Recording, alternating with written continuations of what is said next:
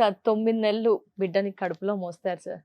Next delivery అవుతుంది, అంత happy, పాపో బాబో పుడతారు. అవును. అక్కడ మొదలవుతుంది సార్. బేబీకి ఫీడ్ చేయాలి అంటే పాలు రాక ఈ మధ్య కాలంలో ప్రతి మదర్ బాగా ఆ ప్రాబ్లం అయితే ఫేస్ చేస్తున్నారు సార్. అవును.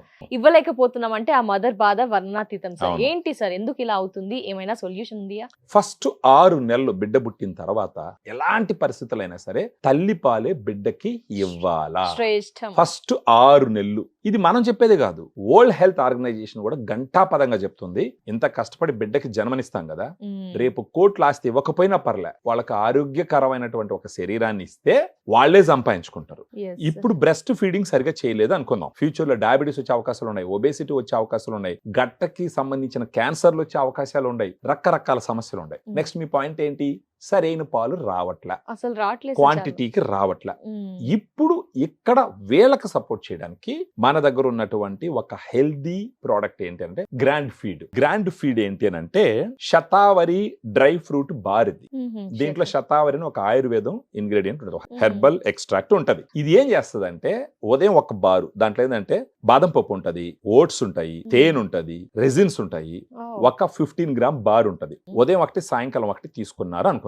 దీంట్లో ఒక 500 మిల్లీగ్రాము శతావరిని కూడా ఇంక్లూడ్ చేస్తుంటారు. ఇది హెల్దీ డ్రై ఫ్రూట్ బార్ కాబట్టి పత్యం గిత్తం కూడా ఆలోచించాల్సిన అవసరం లేదు. దీనితో పాటు ప్రతి తల్లి గుర్తు పెట్టుకోవాల్సింది ఏంటంటే కనీసం 3 లీటర్ల నీళ్లు కంపల్సరీ తాగాలి. ఎందుకంటే పాలంటే ఎక్కువ వాటరే కదా అది.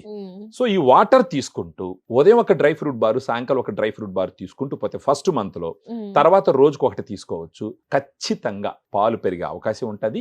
అప్పుడు పెరిగిన పాలు బిడ్డకి ఇవ్వచ్చు. అంటే గ్రాండ్ ఫీడ్ అంటే బిడ్డకి జన్మనిచ్చినప్పటి నుంచి వాడాలా, ముందు నుంచి ఫస్ట్ బిడ్డకి పాలు ఇచ్చే సమయం నుంచి వాడచ్చు.